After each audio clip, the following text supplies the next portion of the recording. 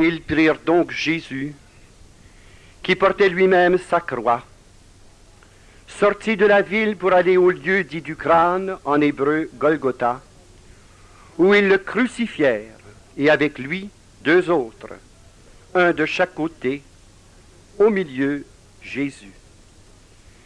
Pilate rédigea aussitôt un écriteau et le fit mettre sur la croix. Il portait ces noms: Jésus le Nazaréen, roi des Juifs. Cet écriteau, beaucoup de Juifs le lurent, car le lieu où Jésus fut mis en croix est proche de la ville. Et l'écriteau était rédigé en hébreu, en latin et en grec. Les grands prêtres des Juifs eurent beau dire à Pilate: il ne faut pas écrire le roi des Juifs, mais bien cet homme a dit: je suis le roi des Juifs. Pilate répondit: ce que j'ai écrit, j'ai écrit. Près de la croix de Jésus se tenait sa mère, la sœur de sa mère, Marie, femme de Cléophas, et Marie de Magdala. Voyant sa mère et près d'elle le disciple qu'il aimait, Jésus dit à sa mère: femme, voici ton fils. Puis il dit au disciple: voici ta mère. À partir de cette heure-là, le disciple l'a pris chez lui. Puis, sachant que tout était achevé, désormais, Jésus dit, pour que toute l'écriture s'accomplisse: j'ai soif. Un vase était là, plein de vinaigre. Une éponge imbibée de vinaigre fut fixée à une branche d'hysope, et on l'approcha de sa bouche. Quand Jésus eut pris le vinaigre, il dit: tout est achevé. Il baissa la tête et remit son esprit. Au nom du Père et du Fils et du Saint-Esprit, Amen. Frères et sœurs bien-aimés, depuis 5 semaines déjà, nous suivons Jésus étape par étape. Depuis l'institution de l'Eucharistie à la dernière scène, jusqu'au moment de sa mort. Pourquoi cette démarche? Pour nous permettre de pénétrer un peu le mystère de l'amour de celui qui nous aima le premier et qui nous aima jusqu'au bout. Nous avons vu comment l'amour a été traité. Nous avons vu comment l'amour a été trahi. Et aujourd'hui, nous voyons comment l'amour a été mis à mort pour que nous ayons la vie. Ce passage de l'évangile de Saint Jean résume trop brièvement, hélas, les 3 dernières heures de la vie du Christ. C'est tellement résumé qu'il nous fait mal qu'un document plus complet ne nous ait été donné. Mais si tout avait été dit, on aurait rapidement critiqué. C'est pourquoi les auteurs sacrés, sous la mouvance de l'esprit, s'en tiennent à l'essentiel, au cœur du message, en ne rapportant que les faits saillants des événements les plus douloureux dont l'histoire de l'humanité ait pu être témoin. Ils ont rapporté strictement ce qu'il fallait savoir pour découvrir jusqu'où Jésus nous a aimés et à quel prix il devint notre divin Rédempteur. Le pape Jean-Paul II vient tout juste de proclamer une encyclique il y a à peine quelques jours pour nous faire comprendre le sens de cette rédemption par ce Dieu qui est fait homme, pour que les hommes et chaque homme et tout dans l'homme soient rachetés. Je vous invite cordialement à lire cette encyclique, que dis-je. La lire n'est pas suffisant. Il faudrait la prier, la méditer, se l'approprier, car c'est un témoignage vibrant au divin Rédempteur qui nous appelle à un engagement aujourd'hui, afin que cette rédemption ne soit pas vaine et que l'humanité rachetée à un prix si élevé reconnaisse enfin en Jésus le Seigneur, le Rédempteur, le Sauveur des hommes, de chaque homme et de tout dans l'homme. Ce soir, nous voulons que notre contemplation se centre sur les événements du Golgotha. De peine et de misère, Jésus s'est rendu au lieu de l'exécution. Et on s'est assuré qu'il ait de l'aide afin qu'il arrive vivant au sommet du Golgotha pour qu'on ait la jouissance de le mettre à mort. Afin qu'on ait la jouissance de le voir mourir par exécution du crucifixion. Le cœur humain n'a pas changé, vous savez. La cruauté de l'homme est la même.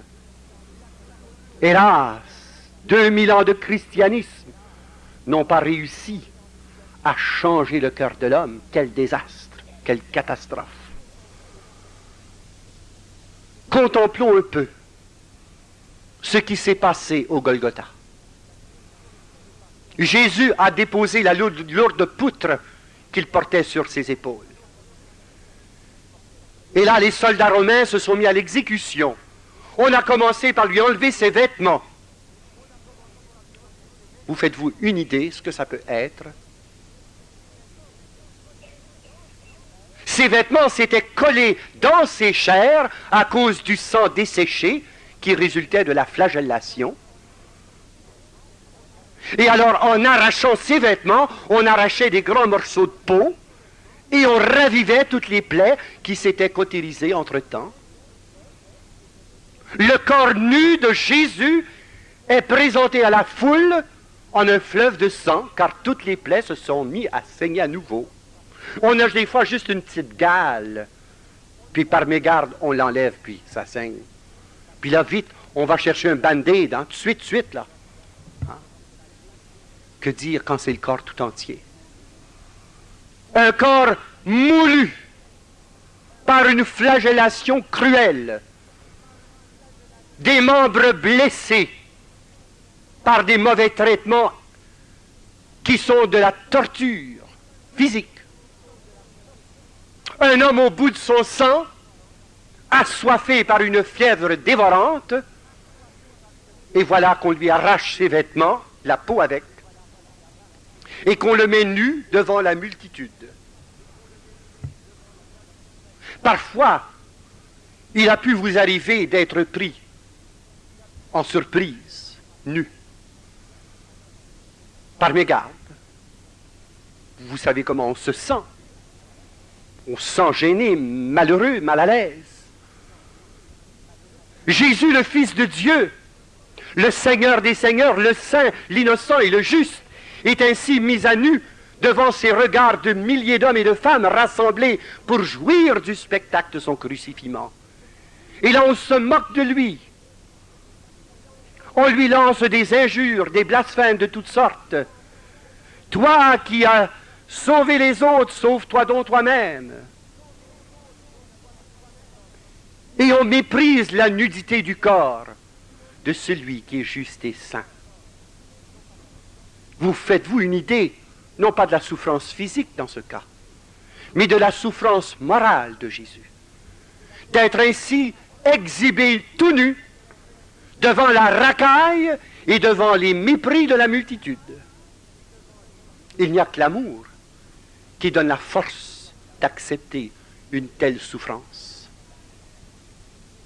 Mais ça n'en finissait pas là. Voici qu'on l'oblige à se coucher par terre pour qu'on puisse rentrer les clous dans ses poignets afin de le fixer sur la poutre. Et c'était des clous énormes dont on conserve encore des exemplaires.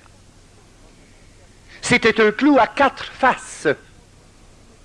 Et quand les clous se sont enfoncés dans son métatarse, voici que non seulement ça disloquait les os, ce qui est déjà pénible en soi, mais ça sectionnait les nerfs. Et vous faites-vous une idée de la douleur intolérable que cela peut représenter. On a un mal de dents, puis on se lamente et on crie. On est même prêt à appeler un dentiste en pleine nuit. Un mal de dents. Qu'est-ce que ça peut être à côté du crucifiement? Et quand on a eu fini de fixer le premier poignet, il fallait étendre l'autre, mais les spasmes et la douleur retenaient le bras de Jésus. Et alors les deux soldats l'ont étiré à force brutale pour qu'il ait le bras également étendu des deux côtés. Et c'est le second poignet qui est enfoncé par un clou énorme. Mais ça n'en finit pas là. Parce qu'on avait déjà planté sur le Golgotha le poteau central sur lequel il devait être hissé. Donc Jésus cloué sur la poutre est relevé violemment et les plaies s'agrandissent. Et voici qu'on le hisse avec des cordes et son corps pend dans le vide soutenu par les deux seuls clous jusqu'à ce que le haut de la poutre adonne avec le pieu. Et quand on a hissé son corps, on a ensuite relevé les genoux pour pouvoir fixer les deux pieds sur le bois. Et là, on a rentré un clou plus énorme encore pour retenir les deux pieds avec un seul clou. Et c'était son seul point d'appui. Vous faites-vous une idée des souffrances atroces que Jésus a endurées par amour? Il s'est fait pécher pour que nos péchés à nous soient effacés. Et c'est le prix qu'il a payé par amour. Mais on ne s'est pas contenté de cela. Ce n'était pas assez. On l'exposait à la chaleur du soleil de midi, lui qui était brûlant de fièvre, qui n'avait pas bu depuis plusieurs heures, et qui finalement crie au secours. Voyons un peu les 7 paroles que le Seigneur prononça. Entendons l'amour parler à travers ces 7 paroles qui sont les dernières paroles d'un mourant. Avez-vous déjà assisté à un mourant? Quand on assiste à un mourant, ces dernières paroles se fixent en notre mémoire pendant des années. Ça ne s'oublie pas. Et ici, il ne s'agit pas d'un mourant ordinaire. Il s'agit du Fils de Dieu.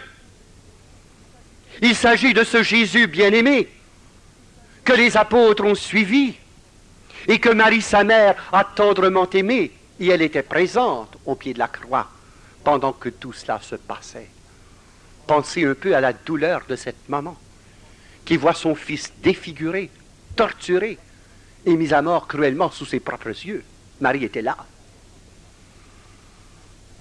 Jésus avait déjà, durant son agonie à Gethsémani, élevé sa prière vers le Père. Père, Père, s'il est possible que ce calice s'éloigne de moi, toutefois, non pas ma volonté, mais la tienne. Au fur et à mesure que la passion progresse, Jésus a crié vers son Père des centaines de fois. Car la coupe devenait de plus en plus difficile à boire au fur et à mesure que Jésus s'approchait de la lie. Et le Père était sans réponse. Au moins à Gethsémani, des anges sont venus le consoler. Mais durant la passion, pas un ange n'est présent pour le consoler. Il doit boire non seulement les souffrances physiques, les souffrances morales, mais il doit absorber les mépris de la racaille. Il doit absorber les blasphèmes. Il doit absorber le rejet, savoir que son sacrifice serait en vain pour des multitudes qui le renieraient. Jésus a bu la coupe jusqu'à la lie, mais il a répété et répété sans cesse la même prière. Père, s'il est possible, que ce calice s'éloigne de moi. Toutefois, non pas ma volonté, mais la tienne. Quand la coupe nous est offerte dans nos souffrances quotidiennes, est-ce que ces paroles de Jésus résonnent dans notre cœur? Père, Père, que cette coupe s'éloigne de moi. Toutefois, non pas ma volonté, mais la tienne. C'est cette parole de Jésus qui doit retentir dans nos cœurs, devant chaque épreuve, chaque difficulté. Dieu le Père a un plan d'amour qu'on ne comprend pas. Voyez comment il traite son propre Fils. Un silence de plomb. Une indifférence apparemment totale. Abandonné à lui-même. Livré à la haine des foules et au mépris de la multitude. Et son Père ne bouge même pas un petit doigt pour venir à son secours. Mettez-vous à sa place de fils.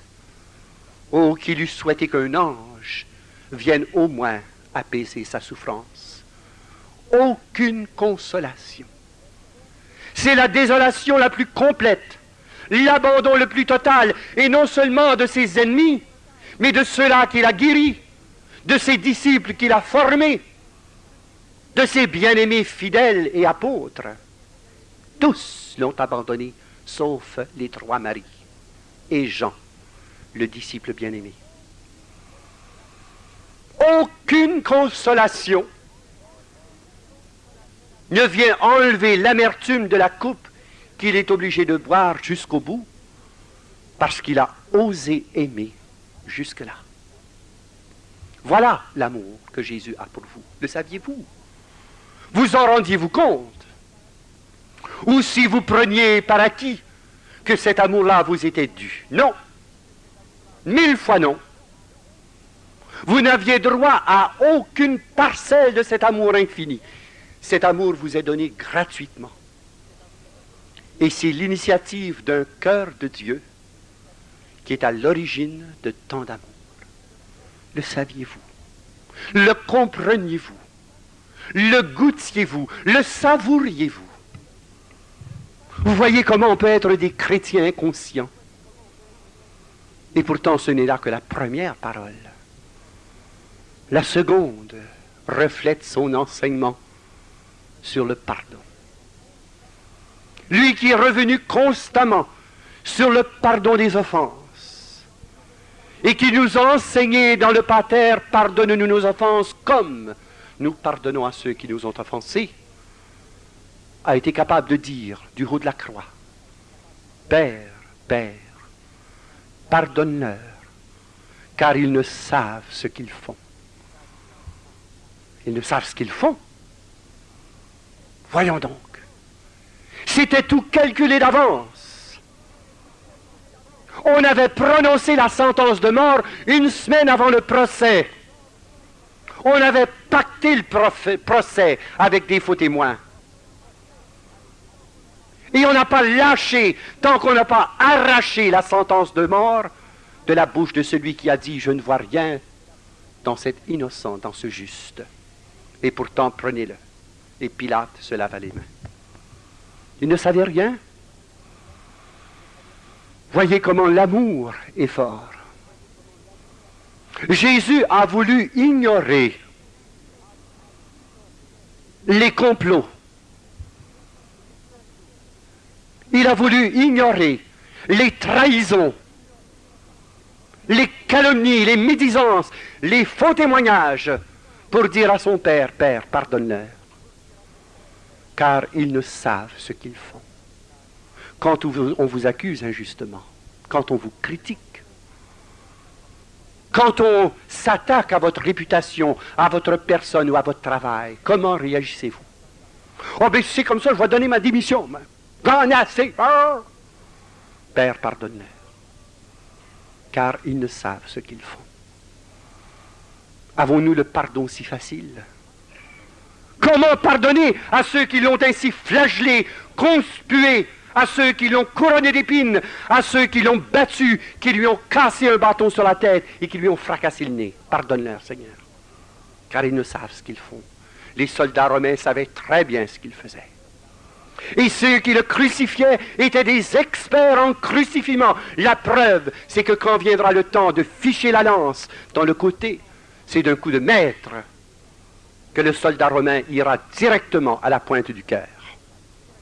Ils ne savent pas ce qu'ils font. Ce sont des experts. dans l'art de tuer les hommes.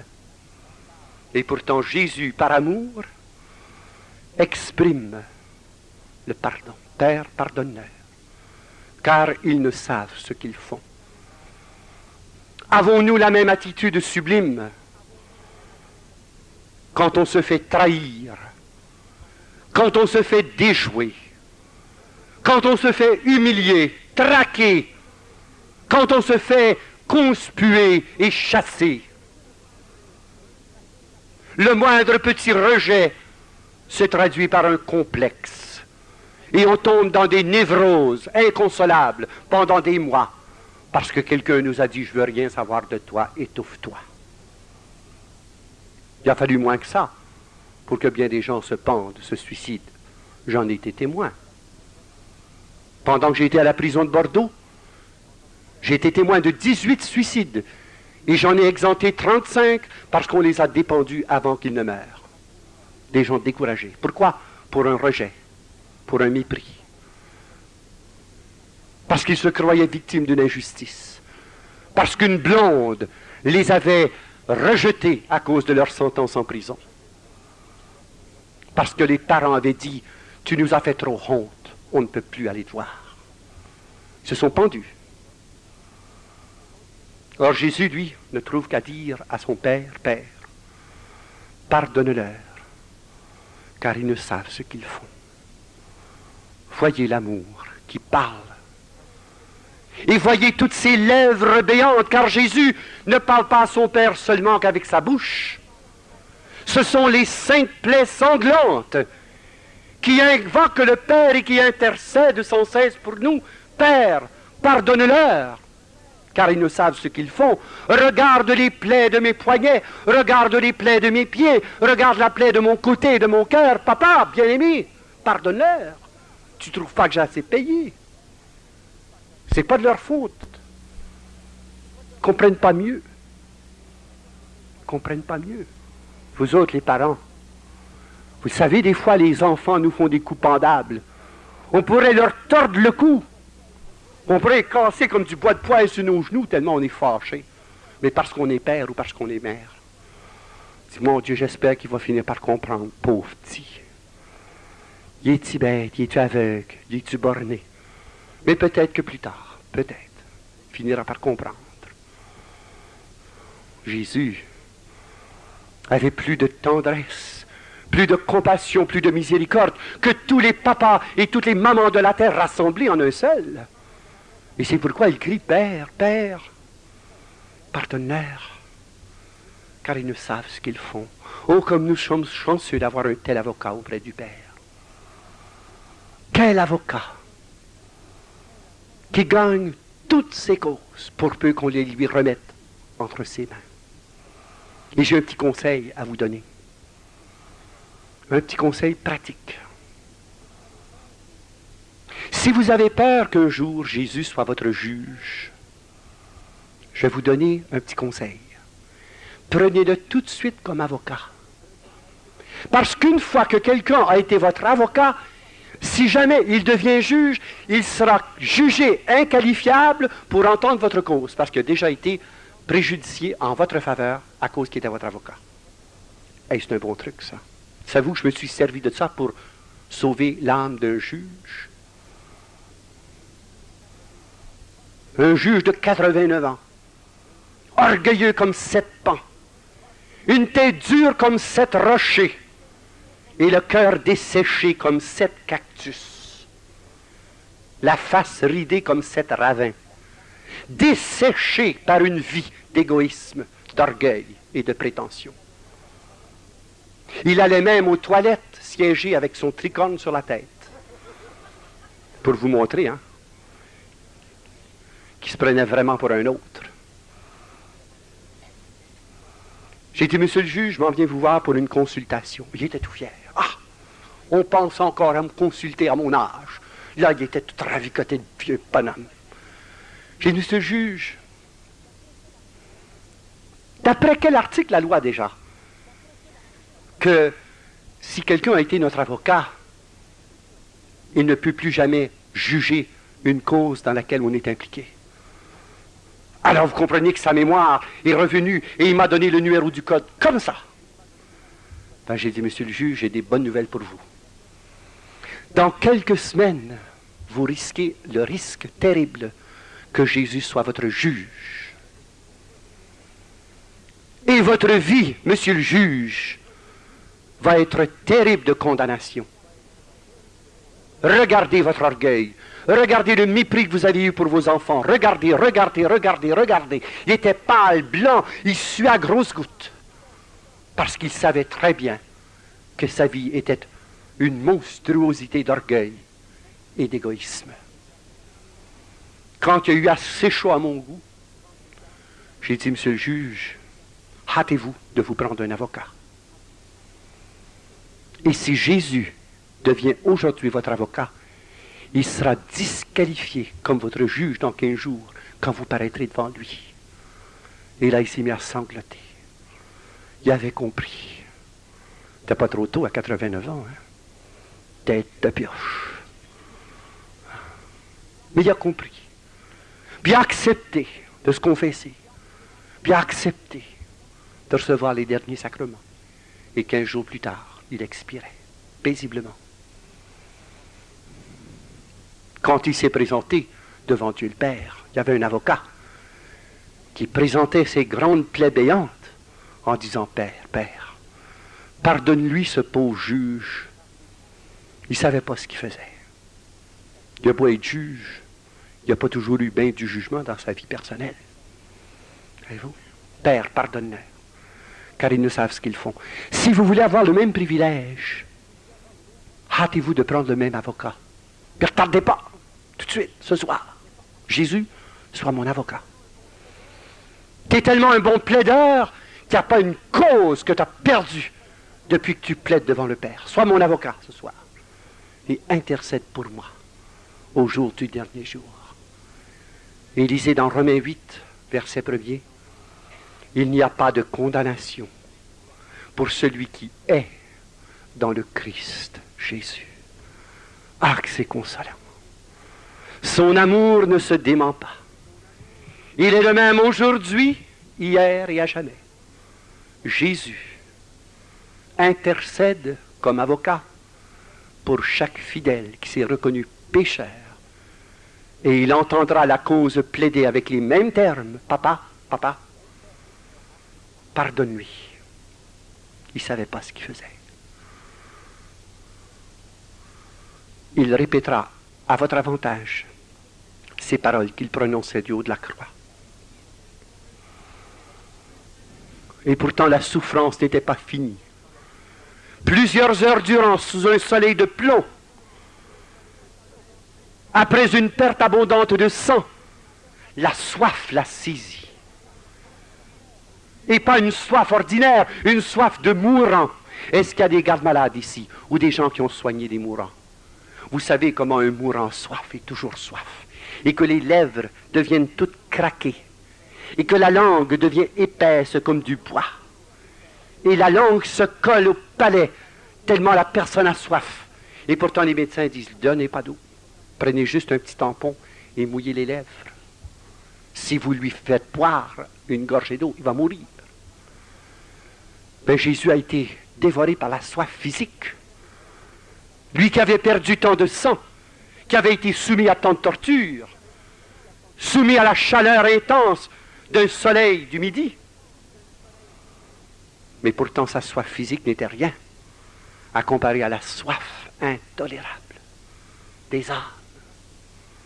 J'ai soif de toi, Jean-Guy, François, Louise, Arthur. J'ai soif de toi, Antoine, Joseph, Catherine, Pauline.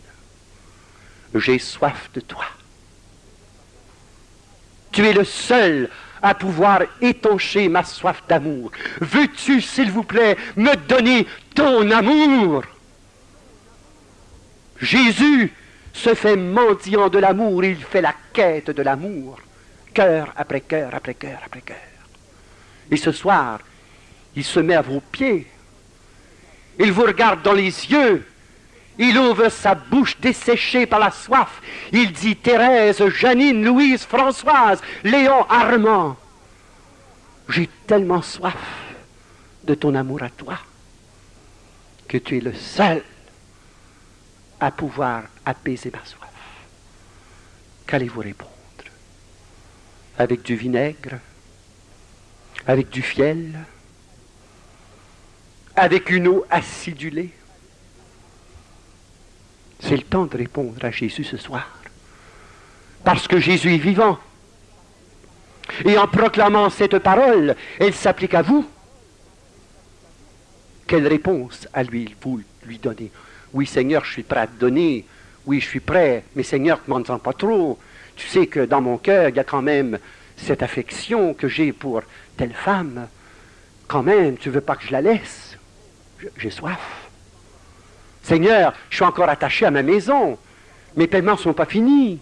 Puis mon char, t'es quand même pas pour me demander de scraper mon char, tu mets un bout. J'ai soif. J'ai soif. Ben, Seigneur, t'exagères quand même. Exagère. Regarde ma croix. J'ai-tu exagéré? Je te demande de quitter telle activité qui te déshonore. Quitte donc ta bouteille. Quitte donc ta maîtresse. Quitte donc les petites vues de fesses. Quitte donc tes lectures malhonnêtes. J'ai soif de ton âme. J'ai soif de ton salut. Qu'allez-vous répondre? Du fiel? Du vinaigre? Ou si vous allez dire, passe plus tard. Passe plus tard, parce que moi, je n'ai pas assouvi ma soif de passion, de péché. Tu m'en parleras l'an prochain, Seigneur. Tu repasseras plus tard. Plus tard peut être trop tard. C'est ce soir que Jésus veut être abreuvé. C'est ce soir que Jésus parle à vos cœurs par ma bouche. J'ai soif de ton amour. J'ai soif que tu fasses le pardon dans ton cœur à l'égard d'un tel et d'une telle. J'ai soif que tu renonces à ta haine, à tes préjugés. J'ai soif que tu te réconcilies avec les membres de ta famille. J'ai soif que tu fasses justice parce que te volé, te triché, te menti. J'ai soif de ton amour. Comprenez-vous le cri de Jésus? Cette soif-là dure depuis 2000 ans. Et Jésus redit toujours la même parole à chacun d'entre vous. J'ai soif. J'ai soif. Quand on lit ce passage, on dit c'est écœurant. Les soldats romains qui ont osé lui donner de l'eau vinaigrée, mais c'est-tu pas écœurant, bande de sauvages? Parlez pas trop vite. Parlez pas trop vite. Parce qu'au moins, ils lui ont donné quelque chose d'humide. Au moins, ils lui ont donné une espèce de drogue pour adoucir sa souffrance. C'était un geste humanitaire que le soldat a posé en lui donnant de l'eau acidulée sur cette éponge. Mais vous, qu'est-ce que vous allez mettre sur les lèvres de Jésus ce soir pour étancher sa soif? C'est ta bouteille qui veut! Vas-tu la lâcher une bonne fois? Vas-tu arrêter de boire, puis de faire du tort à ta femme, puis à tes enfants, puis à ta famille, puis faire honte à tout le monde en te détruisant toi-même? Vas-tu la laisser, ta maudite bouteille? Jésus a soif. Il a besoin de toi. Et tu es le seul à pouvoir étancher sa soif, le seul.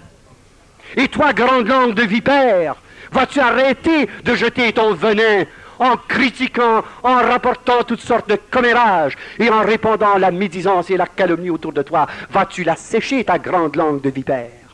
J'ai soif. J'ai soif.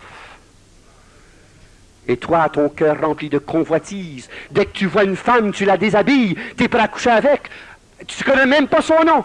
Puis déjà, ton imagination fertile a déjà... Es-tu prêt à lui donner ton imagination, ta sensualité? Es-tu prêt? J'ai soif. Jésus nous parle d'en face ce soir. Jésus veut qu'on lui donne tout. Pourquoi? Parce qu'il nous a aimés jusqu'au bout. Jusqu'au bout. Êtes-vous prêt à l'aimer jusqu'au bout? Lui donner votre temps, vos talents, vos biens, votre réputation, votre famille, votre emploi, votre sécurité. Êtes-vous prêts? Il a soif, lui. Lui qui a tout donné a soif de tout. Il veut le tout de vous-même, pas rien qu'une partie. Il veut toute votre personne. Toute votre personne. Ce n'est pas du temps partiel. Ce n'est pas des fins de semaine qu'il veut. C'est du don total.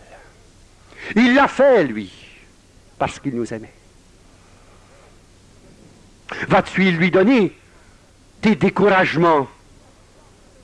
Il a soif de te voir joyeuse, heureuse. Vas-tu lui donner tes regrets et tes peines? Vas-tu lui donner tes névroses, tes psychoses? Vas-tu lui donner enfin le paquet? Mais donne-lui! Il a soif! Le soldat romain a eu plus d'humanité en lui donnant de l'eau acidulée sur cette éponge. Jésus a besoin de votre amour et il vient en quêteux vous tendre la main et vous ouvrir sa bouche desséchée pour vous dire personnellement, je ne vous connais pas tous par votre petit nom, mais il veut vous dire à chacun personnellement, et regardez-le bien en face, les lèvres craquelées, la langue épaisse, la figure burinée par la souffrance, vous suppliez, oh, j'ai soif de ton amour. Veux-tu enfin abreuver ma soif intolérable? On croirait bien que Jésus a tout donné, hein? Et pourtant, il n'a pas tout donné. Il fait un effort pour se soulever, le corps appuyé sur le clou de ses pieds, et il regarde tout en bas sa maman Marie. Oh, ce qu'un fils peut souffrir de la souffrance morale de sa mère, lui qui lui fait honte publiquement. Et pourtant, dans un geste ultime d'amour, il dit, femme, femme, voici ton fils. Désormais, je quitte. Tu seras son fils, Marie, car la mort vient me chercher. Mais voici Jean, aux disciples. Femme, voici ton fils. Qu'est-ce qu'un homme peut donner de plus après s'être donné lui-même que de donner sa propre mère? En feriez-vous autant? Vous en seriez incapable. Mais lui l'a fait. L'amour va jusque-là, jusqu'à donner sa propre mère. Et ensuite se tourner vers son disciple en disant, voici ta mère. Et à travers Jean, Jésus voyait la multitude des croyants et des fidèles. Et à travers Jean, il confiait toute l'Église à Marie, mère des rachetés, parce qu'elle est mère du divin Rédempteur. Et désormais, Marie devient mère de l'Église. Notre mère à chacun. Mais comment l'aimons-nous, cette mère que Jésus nous donne en héritage au sommet de la croix? Qu'est-ce qu'on en a fait de ce cadeau marial qui est issu du grand sacrifice eucharistique à la messe sanglante de la croix? Marie, pas. Moi, je suis un homme, moi. C'est dévotionnel, ça. Je vous rappelais, pas de temps parle. Marie, bah, c'est bon pour les vieilles femmes, ça. Les vieilles filles enragées, ils ont le temps de dire leur chapelet. C'est bon, ça, quand on a desséché ses capacités vitales.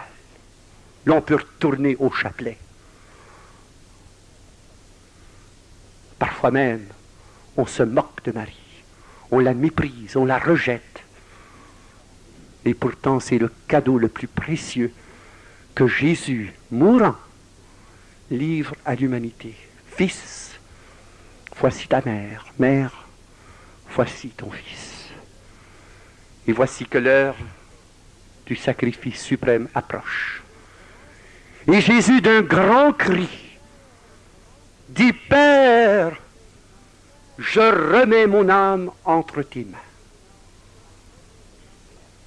Il a tout donné. Son corps, sa vie, son sang, sa mère, ses disciples, son Église, son salut. La mission est accomplie. Père, maintenant que ta volonté est faite jusqu'au bout, je remets mon âme entre tes mains. Et dans un dernier élan, dans un souffle hoquetant, il dit « Consumatum est », c'est fini. C'est fini. Jésus expire. Et on sait ce qui s'est produit en cet instant suprême. Le ciel et la terre sont en révolte devant le refus et l'implacable indifférence des hommes. Le soleil s'obscurcit, la terre tremble, le voile du temple se fend en deux. Les morts même ressuscitent de leur tombeau. Toute la nature se révolte devant ce déicide. Et pourtant les hommes n'ont rien compris, sauf un soldat romain qui, en fichant la lance dans le cœur de Jésus, dit « Cet homme était vraiment le Fils de Dieu. » Un sur la multitude. Voilà le Jésus qui vous a tellement aimé. Et voilà jusqu'où il est allé pour vous prouver son amour. Mais vous, maintenant, quel retour ferez-vous à l'endroit de celui qui vous aima le premier? C'est votre amour qui l'interpelle ce soir. Il nous dit le prix de la rédemption. Il nous dit combien nous sommes précieux à ses yeux, car il a été prêt à payer le prix du sang pour nous sauver. Mais nous, sommes-nous prêts à payer le sang pour être fidèles à celui qui nous a sauvés, le divin Rédempteur? Et ce n'est pas du sentiment que Jésus demande.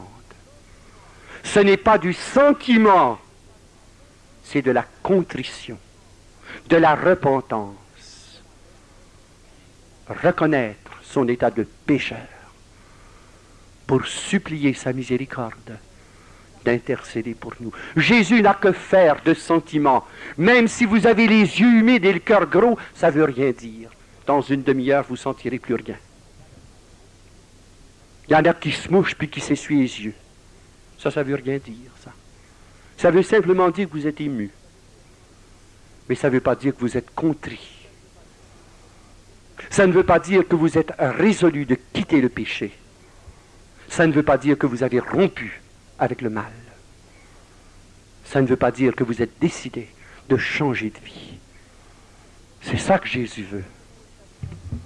Son amour est allé jusqu'au bout pour que le nôtre aille jusqu'au bout. Et notre amour ira jusqu'au bout quand nous renoncerons au péché par amour pour lui. Pas par la peur de l'enfer, pas par le mal que le péché nous fait, mais parce que ça contredit l'amour de celui qui nous aima le premier. Frères et sœurs bien-aimés, maintenant que nous avons entendu les 7 paroles du Christ et que nous avons vécu le drame de ces derniers moments, qu'est-ce que nous allons faire? Qu'est-ce que nous allons faire? Le don total de nous-mêmes. Jésus, je te donne inconditionnellement ma vie. Jésus, prends ma volonté, ma personne et mon être. Sois le Seigneur de toute ma vie, présente et future, car tout t'appartient. Tu l'as payé d'avance.